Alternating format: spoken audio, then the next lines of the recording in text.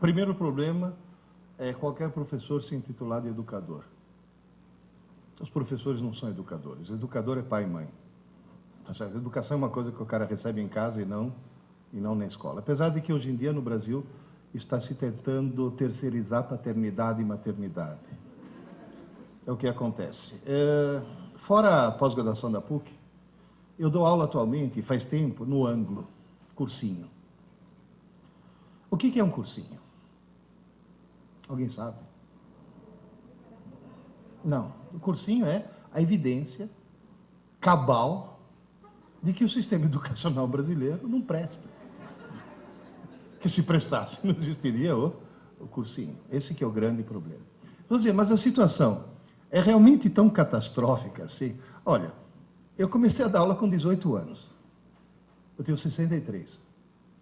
Quando eu completei 60, fiquei muito feliz, porque descobri que o Estatuto do Idoso prevalece sobre o da criança e do adolescente.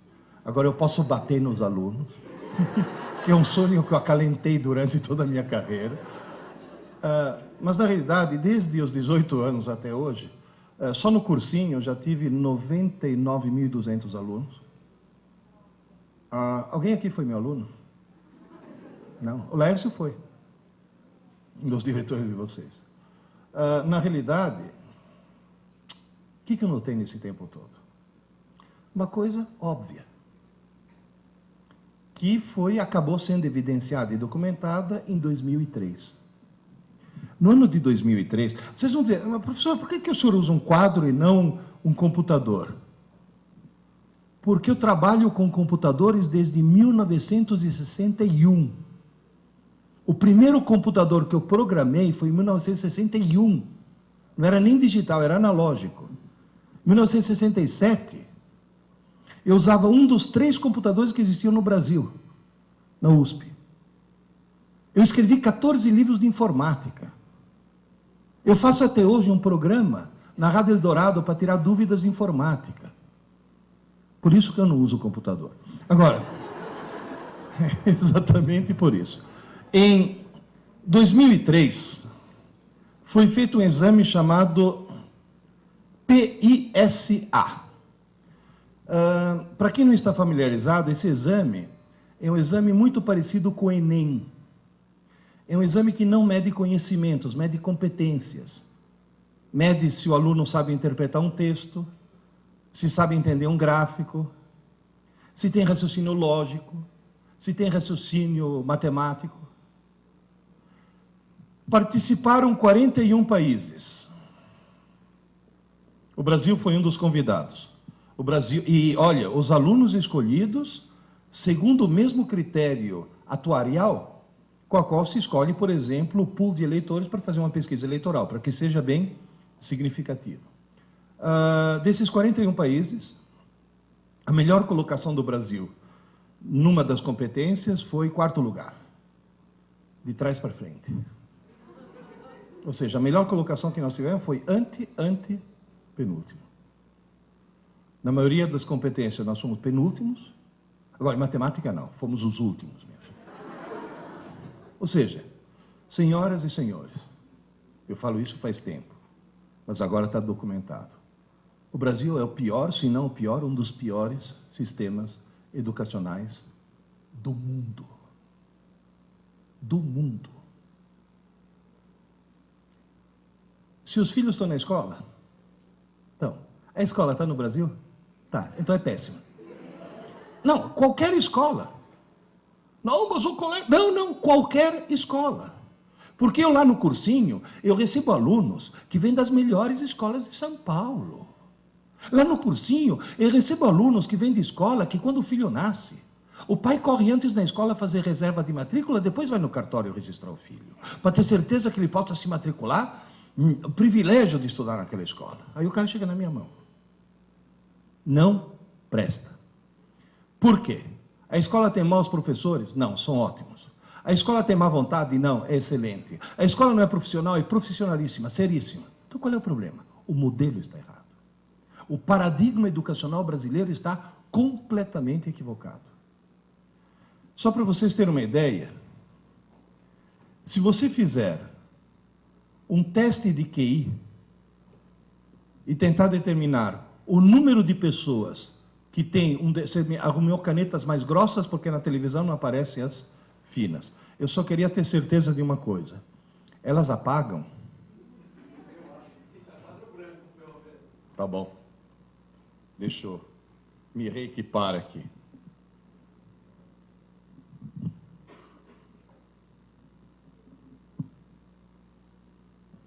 Apaga. Faz um teste de QI. Da famosa curva de Gauss. O que mostra isso?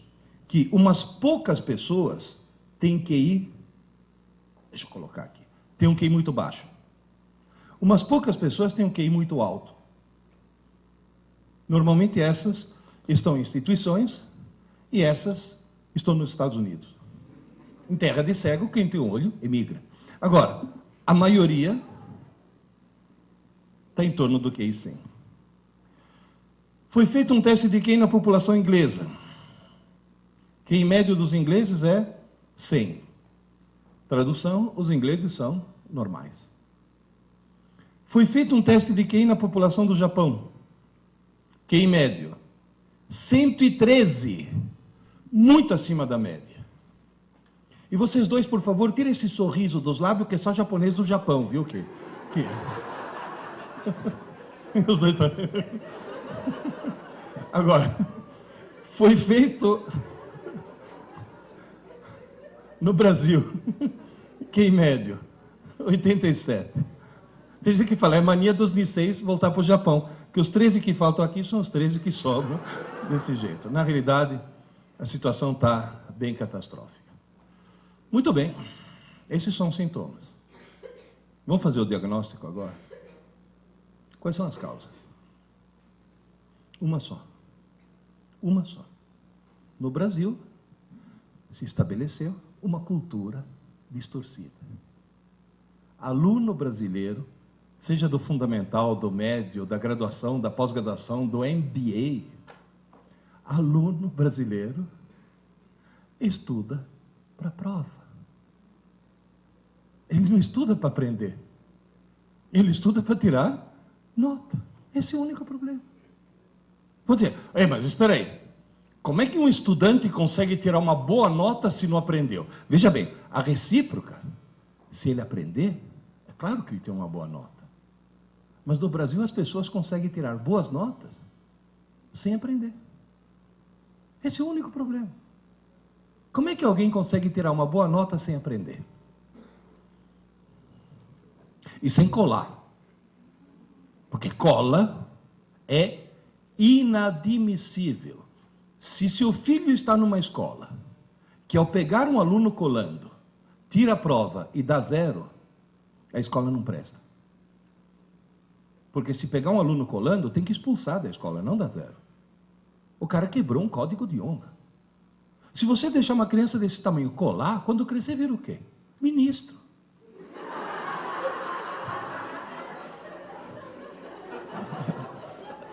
Tá certo? Como é que alguém que não cola e não aprendeu consegue tirar nota? O que é decorar? Quando? Um aluno marcar uma prova para ele na quinta-feira. Quando é que um aluno normal começa a estudar? Não, na quarta não é normal. Na quarta é alguém que tem visão a longo prazo. É o chamado aluno lungimirante, o que planeja o futuro. Mãe, me acorda meia hora mais cedo. Vocês percebem o problema? Vocês entendem o problema? Agora, alguém poderia me dizer por que todo mundo, estou incluindo aí gente, desde os pequenos, desde a quinta série até pós-graduação, até doutorado. Eu falei quinta série, porque até a quarta série eles são seres humanos. É na quinta série que começa o problema. É na quinta série que um pai ou uma mãe... Porque, gente, o problema é cultural, o problema não é a escola que está errada, o problema não é a família que está errada, o problema não são os alunos que estão errados, o problema é que está todo mundo errado. É cultural. Na quinta série, eu já vi mãe falar, filho, desliga essa TV, menino, vai estudar, você tem prova amanhã. Essa mãe acha que está ajudando o filho, essa mãe está cometendo um crime hediondo. Essa mulher devia ser presa sem direito à fiança. Essa desgraçada está arruinando a vida do filho. Vai estudar porque você tem prova amanhã. Por que as pessoas estudam mais em cima da hora possível? Não dá tempo de esquecer. Tira a nota. Tira. E depois? Esquece. Então estudou por quê? Se você pegar hoje um menino da 8ª série, pega um menino da 8ª série, bom aluno, põe na 6ª série, para fazer prova da 6ª série. Vocês acham que ele vai se sair bem? Só em matemática. Porque matemática tem uma característica diferente das outras matérias. Mas o resto vai ser uma catástrofe. Nunca vocês passaram por situações do tipo: pai, quando você estava na escola, você aprendeu trigonometria? Claro, filho. Tu me ajuda aqui, que eu estou com um problema que não consigo resolver de jeito nenhum. E você ouve a frase: ah, filho, mas faz tanto tempo. Olha, querido, se faz tanto tempo, você não aprendeu trigonometria. Você teve aula. Você teve prova. Você até tirou nota na prova de trigonometria. Você não aprendeu. Porque aprender não é para o dia seguinte. Aprender é aprender para sempre. Está bem claro isso? Entenderam qual é o drama? Então, primeira tarefa que eu passo para todos vocês: nunca mais deixe seus filhos estudar para a prova. Estou falando sério. E vocês mesmos, porque muitos de vocês ainda são estudantes, nunca mais estude para a prova. Imponha-se essa autodisciplina. Vocês estão notando que eu estou pedindo o quê? Quebra de paradigma. Porque na aula que eu dou de teoria geral dos sistemas, na pós-graduação, eu sempre falo: se você está perdendo o jogo, não mude os jogadores, mude as regras do jogo. Então nós temos que mudar as regras do jogo. Por que acontece no cérebro humano? Vocês me desculpem, mas como eu desenho mal, eu vou precisar de algumas linhas auxiliares. Façam de conta que isso daqui seja uma cabeça, vai. Vocês têm imaginação? Mais ou menos. Se você olhar... mais ou menos. Eu sei que parece o Schumacher, mas tudo bem. Se você olhar dentro de um cérebro, você vai notar, basicamente, eu não vou entrar em muitos detalhes, mas você vai notar, basicamente, 3 estruturas. Vamos ver se isso daqui escreve mais grosso. Número 1, número 2 e número 3. Número 1, cerebelo. Número 2, sistema límbico. Número 3, córtex. Em qualquer uma dessas estruturas, se você quiser... Obrigado. Tem um cara escondido aqui atrás. Se você quiser, em qualquer uma dessas estruturas, escrever alguma coisa, ao contrário do computador, onde o hardware é fixo, e você muda o software, se você quiser escrever alguma coisa no cérebro, você tem que mudar o hardware. Escrever no cérebro é reconfigurar redes neurais. É desligar alguns neurônios, ligar outros, mudar a força de conexão de sinapses, é mudar o circuito. Aqui, escrever é muito difícil. Mas depois que você escreveu, você não apaga nunca mais. Você sabe andar de bicicleta? Sabe? Você já tirou as rodinhas? Já passou da fase? Faz pouco tempo. Para aprender a andar de bicicleta, você levou alguns tombos? Porque foi difícil, né? Agora, você fica 30 anos sem subir numa bicicleta. Você sobe, o que acontece? Você sai pedalando. Foi muito difícil escrever. Mas agora é impossível apagar. A região número 2, chamada sistema límbico, é um lugar onde é muito fácil escrever e é mais fácil ainda apagar. Você escreve, apaga, escreve, apaga, escreve, apaga. Seria equivalente num computador à memória RAM. É um rascunho. É uma memória extremamente pequena e extremamente provisória. Tão provisória que você é capaz de esquecer coisas que colocou lá 2 minutos antes. Já aconteceu com algum de vocês de estar sentado na sala, levantar, ir até a cozinha, parar no meio da cozinha e ficar feito um idiota se perguntando o que eu vim fazer aqui, meu Deus do céu? E uma coisa que você colocou 2 minutos antes. E o que você tem que fazer para lembrar? Voltar e ficar na mesma posição. Quer dizer, você fala, eu tenho sérios problemas mentais, né? Ou seja, tem mesmo. Ou seja, dentro de cada um de nós mora um idiota. Que é o primeiro que acorda de manhã cedo. Repara que de manhã cedo você faz um monte de bobagem. Quando o cara acorda, que você fala, tá sonado, não é que o idiota está no controle. Então você vê cara calçar 2 meias no mesmo pé. Eu já vi cara atender o telefone no controle remoto da TV. Bom, de manhã cedo eu já escovei os dentes com hipoglós. Tem alguns aqui que estão rindo porque já escovaram os dentes com creme de barbear, que vem bisnaga, né? Então, na realidade, você faz muita bobagem, por quê?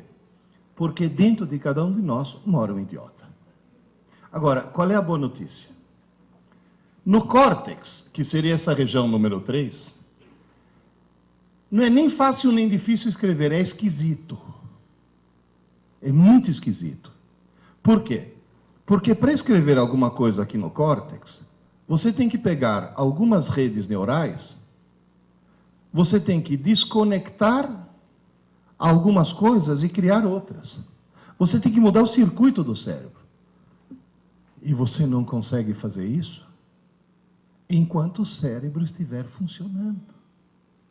Seria como tentar trocar o pneu de um carro com o carro em movimento, ou tentar trocar as velas do motor com o motor funcionando. Mas tem uma vantagem. Isso daqui equivale a um HD. Ou seja, é uma memória enorme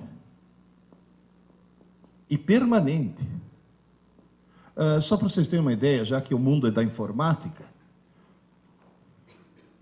um córtex humano equivale aproximadamente a uma rede de 5.000 computadores. Em primeiro lugar, parabéns para o engenheiro, que colocar 5.000 computadores num 1,5 litro, isso sim que é nanotecnologia. Em segundo lugar, sabe o que quer dizer isso? Que todo mundo, no fundo, é um gênio. Alguns bem no fundo, mas todo mundo é um gênio. Se alguém estudar 10 horas por dia, 10 horas por dia, todos os dias da semana, todas as semanas do ano e todos os anos de sua vida, a pessoa consegue esgotar a capacidade de armazenamento e processamento de seu córtex em aproximadamente 4 séculos. Está certo que a expectativa de vida aumentou, mas eu estou falando em 4 séculos. No máximo, quanto que alguém vai viver? 1. Eu pretendo morrer aos 96 anos, baleado por um marido ciumento. É o meu projeto de vida. Agora, 4 séculos significa o quê? Que todos nós vamos morrer com pelo menos 3/4 da inteligência que ele nos deu ainda a ser desenvolvida. Agora, esse maravilhoso computador tem um defeito. Não tem manual de instruções. E as pessoas usam muito mal. Quer ver? A hora que você vai fazer uma prova e estuda o mais em cima da hora possível, você está colocando as informações do idiota ou no gênio? No idiota. Você vê aluno entrar na sala de aula para fazer prova, o cara entra assim, sem chacoalhar a cabeça. Se você chamar o cara e falar, ô Zé, que foi? Pronto, agora embaralhou tudo, agora vou ter que estudar de novo. E o pior de tudo é que o desgraçado tira a nota e depois esquece tudo. Zé, senhor, qual é a chave? Como é que se conserta esse processo? É a coisa mais simples do mundo. A coisa mais simples do mundo. É levar em conta, fato número 1. Número 1. Ninguém escreve nada na parte nobre do cérebro enquanto o cérebro estiver funcionando. Enquanto o cérebro estiver em funcionamento, o idiota obtém informações do gênio, mas o gênio não obtém nenhuma informação nova. Portanto, todas as informações que entram na tua mente, na mente do teu filho, durante o dia, enquanto o cérebro estiver em funcionamento, todas elas entram no sistema límbico, na RAM, na memória provisória. Só que como essa memória é pequena, o que acaba acontecendo? Vai saturando, saturando, saturando. Quando chega no fim do dia, a reação do teu corpo qual que é? Sono. Sono não é corpo cansado, é cérebro saturado. É o cérebro falando, pelo amor de Deus, desliga o motor que precisa trocar as velas. Pelo amor de Deus, para o carro que precisa trocar o pneu.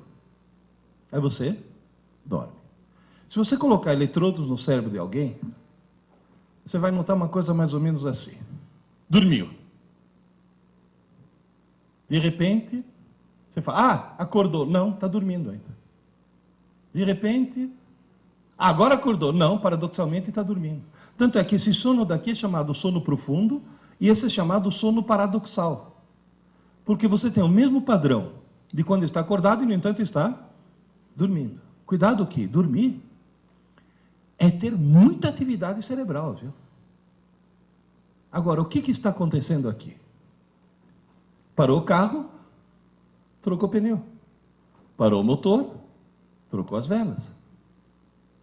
Nessa fase é que você faz a reconfiguração das redes neurais. E essa fase é aquilo que vulgarmente você chama de sonho. À noite, você não dorme para descansar. Descansar, vocês estão descansando agora, estão sentados. À noite, você dorme para sonhar. É fundamental.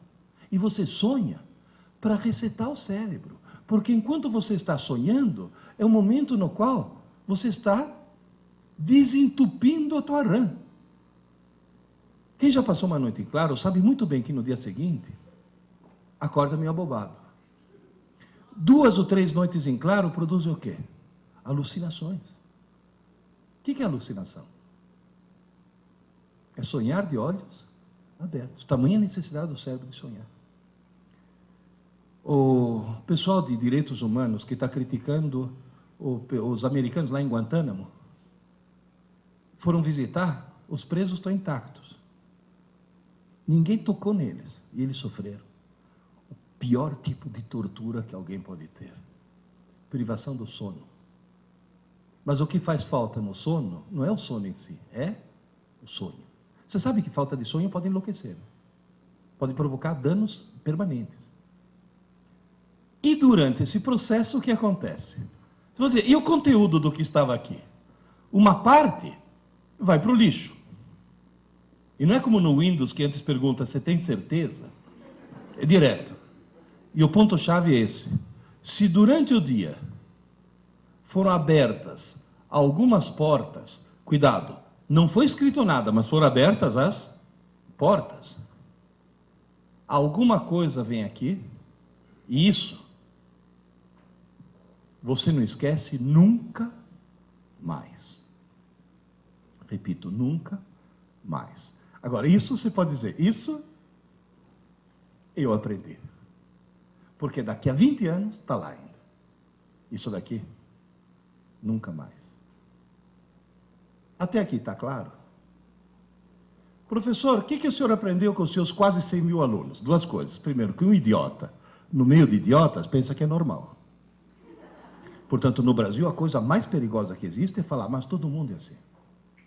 Cuidado.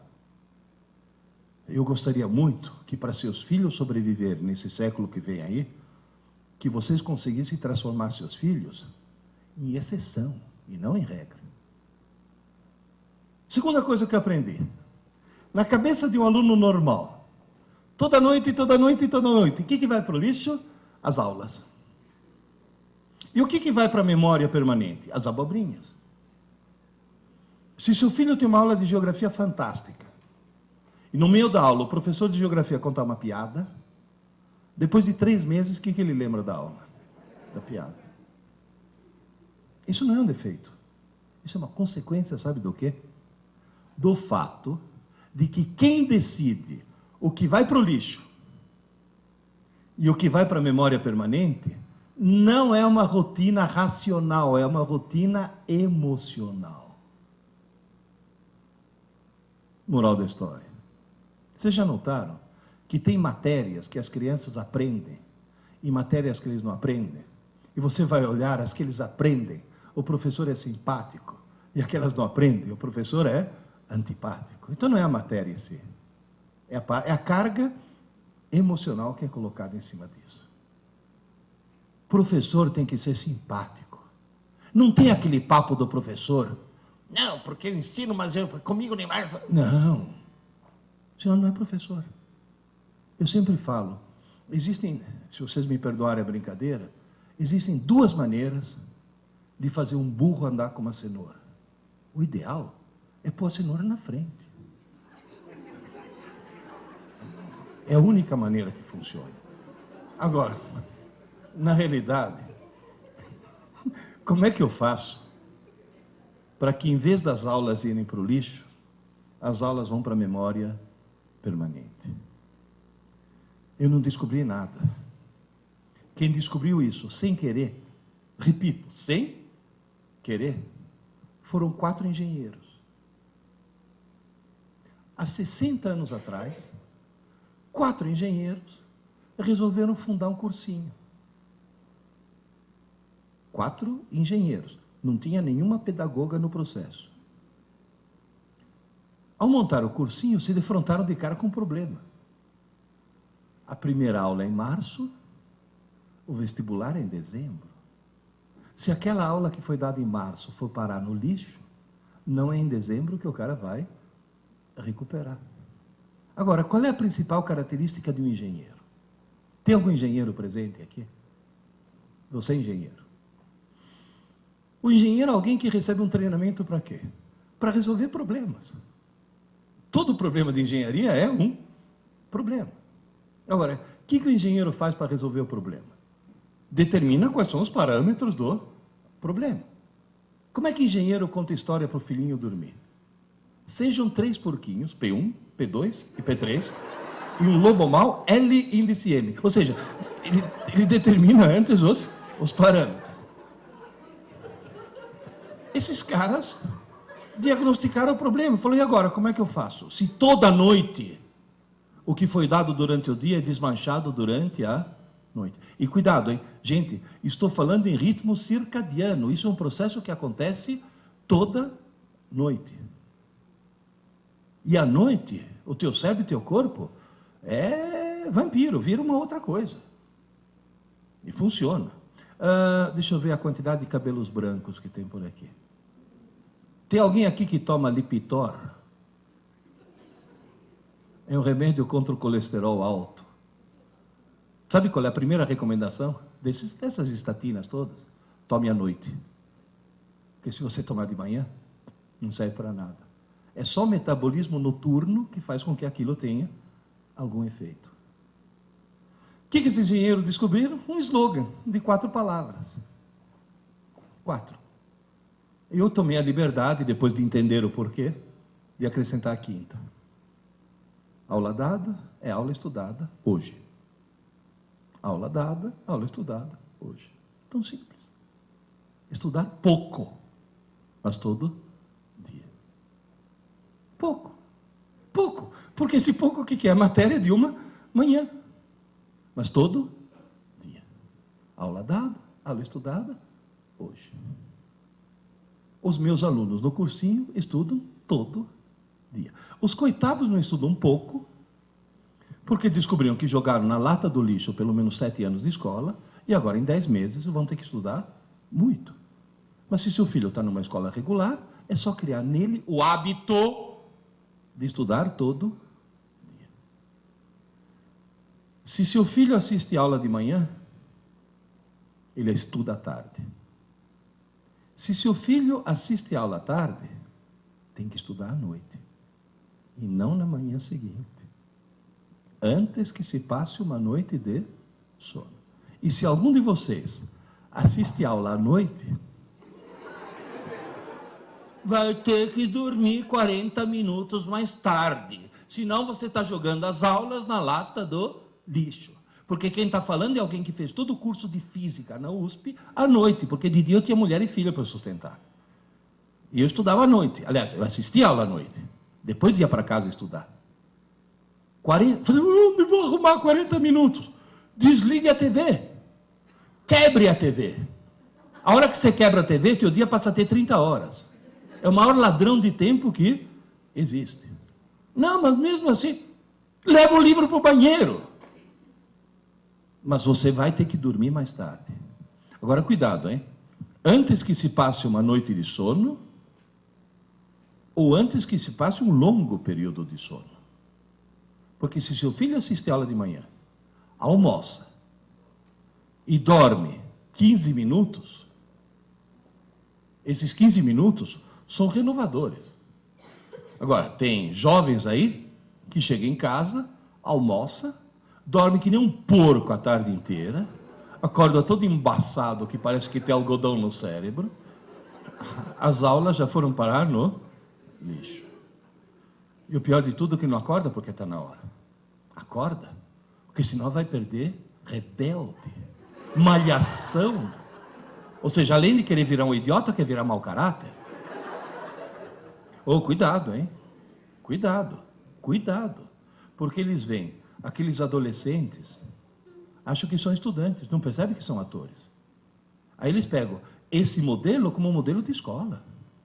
Vocês não sabem o que professor de colégio sofre. Nós, no cursinho, nós estamos no paraíso. Eu dou aula para salas de 200 alunos. Hoje de manhã, antes de vir para cá, eu já dei aula para 600 alunos. Dei 3 aulas com 200 alunos cada um. 200 anjos.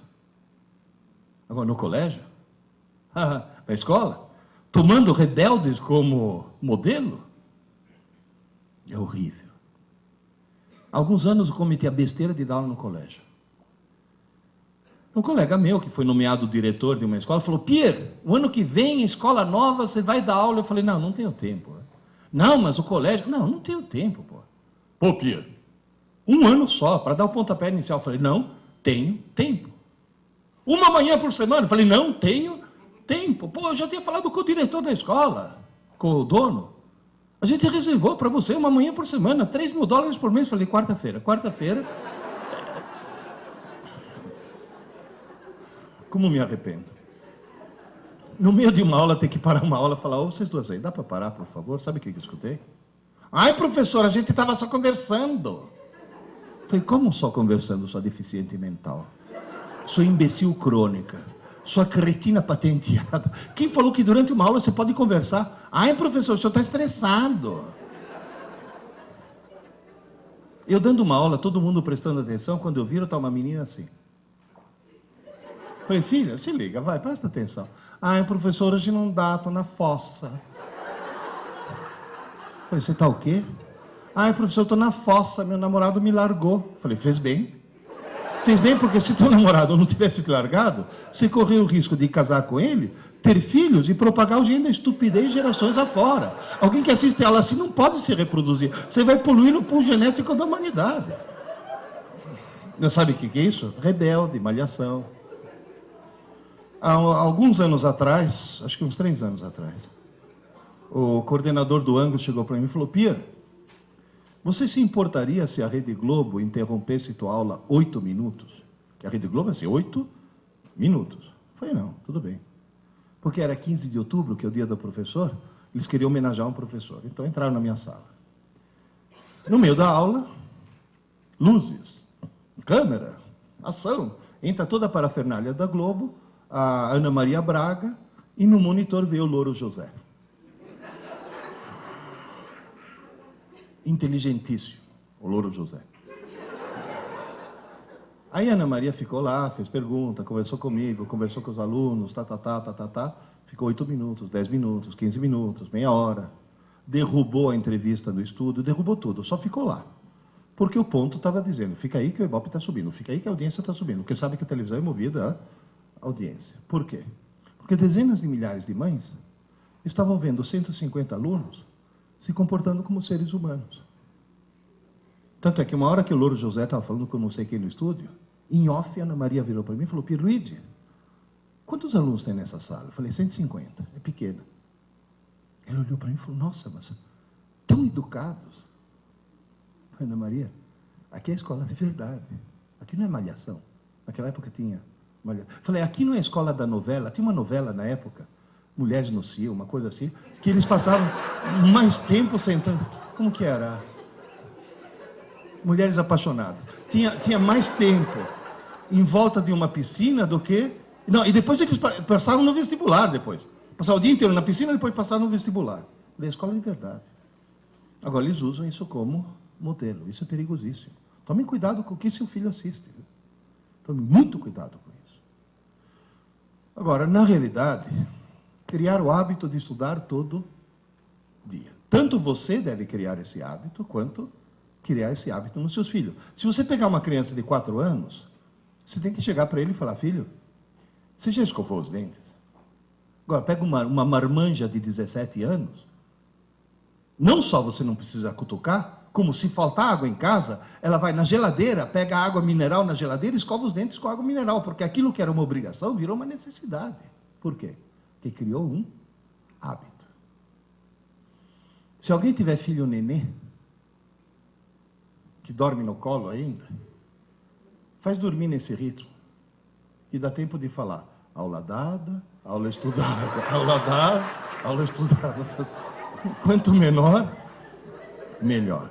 Criar o hábito de estudar todo dia. Segunda coisa, extremamente importante, que é papel dos pais também, entre outras coisas, é arrancar um pouco o seu filho do mundo virtual. Ontem, quando foi? Segunda-feira, segunda-feira, quando deu 8 horas, os alunos saíram no pátio, voltaram para a sala de aula, e na aula que eu ia dar, às 8 horas, um monte me olhou espantado e falou: professor, a lua. Falei: o que tem a lua? A lua. Falei: e o que tem a lua? Falei: dá para ver a lua. Falei: sim, claro, é quarto minguante. Falei: mas de dia? Falei: como de dia? Você nunca viu a lua de dia? Não. O cara nunca, te juro, o cara chegou e falou: mas a lua não aparece só à noite. Sabe o que é isso? Eles passam horas na frente da TV, horas na frente do game, horas na frente do computador, com esse maldito MSN. Eles perderam contato com o mundo real. Eles não sabem mais o que é o mundo real. TV imbeciliza. Você está grávida? Você sentiu enjoo nas primeiras semanas de gravidez? Você sabia que na década de 50 foi inventado um remédio maravilhoso que a mulher tomava e não sentia enjoo? Chamava talidomida. As mulheres começaram a tomar e realmente não sentiram enjoo. Aí as crianças começaram a nascer, sem braço, sem perna, sem olho, etc. Por quê? Porque o remédio parecia ser uma coisa muito boa e demonstrou ser uma coisa muito ruim. Queridas e queridos, a televisão é a talidomida intelectual do século XX. Foi criada para entreter, educar, informar, treinar, e imbecilizar da forma mais absoluta. Vocês não têm ideia. Eu tenho. Sabe por quê? Porque a primeira vez na vida que eu assisti TV, eu tinha 11 anos. Eu sei o que é um mundo sem TV e um mundo com TV. Ao longo da minha carreira, eu vi o nível dos meus alunos fazer isso. Vocês não têm ideia. Um aluno de hoje, comparado com um aluno de 40 anos atrás, hoje, um cara que sai de uma pós-graduação tem um nível inferior a um cara que há 40 anos atrás terminava um curso técnico qualquer. Em compensação, a audiência da TV fez isso. A TV imbeciliza intencionalmente, é claro, se não imbecilizar intencionalmente, ela não vende. Ninguém que tenha mantido um mínimo de equilíbrio mental, um mínimo de sanidade, jamais compraria um cinturão elétrico que dá choques absolutamente inúteis e inofensivos e acha que isso vai acabar com a barriga. Está cientificamente provado que o Total Shape é um engodo e está vendendo feito água. Gente, outro dia liguei a TV por assinatura, eu vi uma propaganda de 15 minutos. Olha, uma propaganda de 15 minutos é grana. Quer dizer que os caras estão vendendo o produto. O que eles estão vendendo? Um sofá de plástico preto inflável. Agora eu pergunto, em nome de Deus, por que alguém, algum dia, vai querer um sofá de plástico preto inflável? De plástico. Quer dizer, se você sentar sem camisa e levantar, ele vem junto. Que gruda. Tem cara que fala, não, mas tem uma utilidade. Ah, eu vi na propaganda que se você está belo e sossegado no teu sofá e vem 2 caminhões assassinos tentar te espremer, a propaganda mostra que o sofá aguenta 2 caminhões. Que cá entre nós, é uma coisa que pode acontecer com qualquer um. Você está belo e sossegado, vem os 2 caminhões assassinos, mas você está salvo. Por quê? Porque tem o sofá de plástico preto inflável. Olha o surrealismo da coisa. Dá para tomar consciência? Outro dia não, já faz alguns anos, me deu uma crise de azia. No meio da noite, levantei, tomei um antiácido, fui assistir TV na sala para ver se dava sono de novo, de madrugada, caí num filme surrealista. Sabe aqueles filmes semi-pornô? Não sei se já viram o que é. O enredo é mais ou menos assim, está chovendo, tira o sutiã. Quer dizer, não tem, uma coisa não tem nada a ver com a outra. Aí veio a propaganda. Gente, uma propaganda de 10 minutos, ou seja, uma grana preta. Eu não entendi o que estavam me vendendo. Eu vi na minha frente uma senhora loira de meia idade, fantasiada de toureiro, com uma roupa de lamê dourado, toda cheia de lantejoula, parecia uma drag queen. Essa senhora falando em espanhol, eu falo espanhol, eu não entendi o que ela estava me vendendo. Aí lá pelas tantas, ela senta num trono, no meio de 2 tochas acesas, e encerra a propaganda olhando para mim e falou, ligue já, ligue já. Eu já falo, mas ligue já? Por quê? O que essa senhora quer, meu Deus do céu? Aí eu fui investigar, fiquei curioso, né? E descobri que não é uma senhora, é um híbrido. Se você pegar Hebe Camargo e Calbi Peixoto e fizer a síntese, você obtém um tal de Walter Mercado, não sei se já ouviram falar, que é surrealista aquilo. Agora, o que é de estranhar não é ter uma coisa estranha na TV. Que coisa estranha tem na TV do mundo inteiro. Nos Estados Unidos, quanto mais estranho e mais pervertido, maior é Ibope. Lembra aquela charada? O que é o que é? Anda para trás, muda de cor e come criança. Michael Jackson. Ou seja, na realidade, quanto mais esquisito for, para a televisão é melhor. Agora, sabe o que é de estranhar? Esse tal de Walter Mercado, que já esteve no Brasil, depois foi para a Colômbia, Venezuela e Argentina, agora está na Espanha. Ele fatura uma média de 240 milhões de dólares por ano. O que preocupa é que quando ele fala liga já, as pessoas... Ué, o ano passado, a Rede Globo não conseguiu fazer com que 32 milhões de trouxas, pagando, ligassem para o paredão do Big Brother. Então me diz, a televisão imbeciliza ou não? Tem uma coisa que imbeciliza mais, game. Game. Vocês já entraram numa LAN house? Você já viu o que eles jogam? É assassinato. É assassinato o tempo todo. De repente não, em vez de estar assassinando alguém, está de carrinho, você fala, bom, esse pelo menos está aprendendo a dirigir, que nada, está atropelando velhinhas. Tom, tom. E se a velhinha tiver carrinho de nenê, tem um bônus. Ou seja, na realidade é a violência eletrônica. Professor, tem alguma coisa que imbeciliza mais o jovem, além da TV e do videogame? Tem. Computador mal usado. O famoso MSN. Eu sempre achei que MSN fosse, em primeiro lugar, perda de tempo. O cara está fazendo uma pesquisa, que é uma coisa ótima se fazer na TV. Ah, cuidado, hein, com uma coisa. Na TV não, no computador. Cuidado com uma coisa. Nunca deixe seu filho entregar um trabalho na escola impresso, hein? Sempre manuscrito. Porque eles entregam na base de Ctrl-V, Ctrl-C, né? Copia, cola, enfim. Ele está fazendo uma pesquisa, de repente MSN, blim, blim.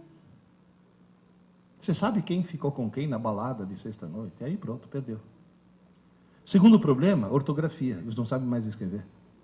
Em vez de escrever você também não, o cara escreve você tudo não. Não, e ele escreve você tudo não na redação da escola. Esse que é o problema. Mas aí tem um problema mais grave, muito mais grave. Um psiquiatra inglês do King's College de Londres, que é uma instituição médica respeitadíssima no mundo, lidou com 100 mil jovens, fez teste em 100 mil jovens e descobriu o quê? Que fumar maconha abaixa o QI. E a gente sabe por quê. A maconha queima sinapses, portanto ela queima a possibilidade de criar novos circuitos. Fumar maconha abaixa o QI.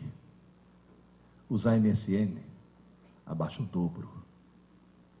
O rebaixamento de QI que os jovens estão tendo, pelo fato de se comunicar compulsivamente na internet, abaixa o QI o dobro do que se fumasse maconha. Agora, por favor, tome consciência disso. Vocês não têm ideia. E vocês mesmos na empresa, quer falar alguma coisa para o teu colega? Levanta e vai até a mesa dele. Volta a se comunicar pessoalmente, em vez de mandar os recadinhos. Eu já vi cara em cybercafé, o cara sentado aqui, o amigo dele, 3 computadores para lá, os dois batendo papo pelo MSN, meu Deus do céu. Levanta, vai tomar um café junto. Eu já vi mãe, que em casa tem o wireless, chamar o filho para jantar pelo MSN. Gente, está faltando contato humano. Isso está imbecilizando. Seus filhos estão se transformando em autistas cibernéticos. É um problema seríssimo. Então, cuidado, fiscalizem isso. Há mais ou menos uns 4 anos atrás, eu fui fazer uma palestra em Barra do Piraí. Uma das mães falou: professor, me empresta o microfone. Ela pegou, virou para as outras mães, falou: como todas vocês sabem, meu marido é uma besta. Ih, meu Deus do céu, sabe quando você acha que... Bom, agora começa lavagem... Não, descobri depois que é uma forma carinhosa com a qual as mulheres tratam os maridos lá em Barra do Piraí. É uma lógica diferente. Mulher e homem, não é que um tem uma lógica melhor que o outro. A lógica são 2 sistemas operacionais distintos. É Linux e Windows. Alguém que chega para você e fala: se você não sabe porque estou brava com você, não sou eu que vou dizer. É outra lógica. Não, espera, você está rindo? Os homens ficam perplexos. As mulheres falam: não, é claro, ele tem que ser sensível. Quer dizer, é um outro processo mental. Mulher é alguém capaz de ficar 20 anos tentando te mudar. Quando consegue, fala: você não é mais o mesmo. Pô, o que você quer, meu Deus? É uma outra lógica, é outro processo mental. Aí ela chegou e falou: como você sabe, meu marido é uma besta que comprou uma casa nova numa pirambeira que não pega TV. Aí ele está construindo uma torre de treliça para colocar a antena em cima. E por mais que ele esteja subindo, continua não pegando. Ele falou: daqui a pouco vai chegar o anjo exterminador, porque vai achar que é Babel 2, a missão, quer dizer... Ele falou: faz 4 meses que nós estamos sem TV em casa. Ele falou: o rendimento dos meus filhos na escola melhorou horrores. Meu marido me redescobriu. Eu redescobri meus filhos. E na hora do jantar, nós voltamos a ser uma família. Eu vou dinamitar a torre. Então perceba o quê? Que quando tirou o monstro, é que percebeu o quanto o monstro fazia. Não estou dizendo quebre a TV, mas pelo amor de Deus, reduza. Porque você tem TV na sala, tem TV na tábua de passar roupa, tem TV na cozinha, tem TV no banheiro, tem TV na área, ligadas algumas 24 horas por dia. Porque quando a Rede Globo não transmitia overnight, aquele tsh de madrugada tinha 10 pontos de audiência. O que mostra que a TV estava ligada 24 horas por dia. Então, por favor, cuidado. Professor, tem mais algum dever de casa para fazer com meu filho? Só mais 2. Bom, um qualquer que eu passei para vocês. Criar o hábito de estudar todo dia.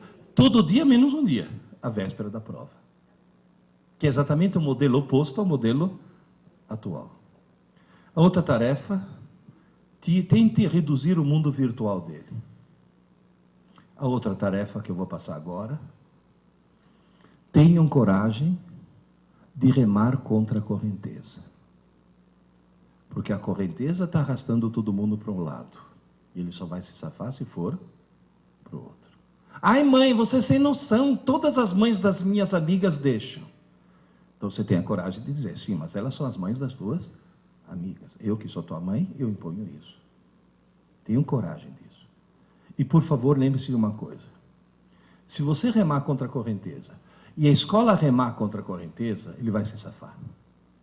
Agora, se só um dos dois remar, ou pior ainda, a escola rema para um lado, ou você rema para o outro, esquece. Não tem salvação. E remar para o mesmo lado significa o quê? Torne-se cúmplice da escola do seu filho. Não parceiro, cúmplice. Nós podemos ir até que horas, para não segurá-los muito? 1h10. Tem mais uma tarefa para passar. Última tarefa. O grande problema da TV qual foi? Entre outras coisas. É muito mais fácil ligar a TV do que abrir um livro. Moral da história. A falta de leitura transformou toda uma geração em analfabetos funcionais. Hoje, meus alunos no cursinho sabem transformar letras em sons, mas não em ideias. Eles são analfabetos funcionais. A coisa está terrível. Isso é falta de leitura. E só lê muito quem lê por prazer. Então, o que vocês têm que fazer é criar nos seus filhos o prazer de ler. Mas como? Falei, fácil. Fácil não, difícil. Eu já passei por isso. Meu filho de 15 anos chegou para mim. Pai, estou preocupado, com lágrimas nos olhos. Falei, o que foi, filho? Eu descobri que não é que eu não gosto de ler. Eu odeio ler.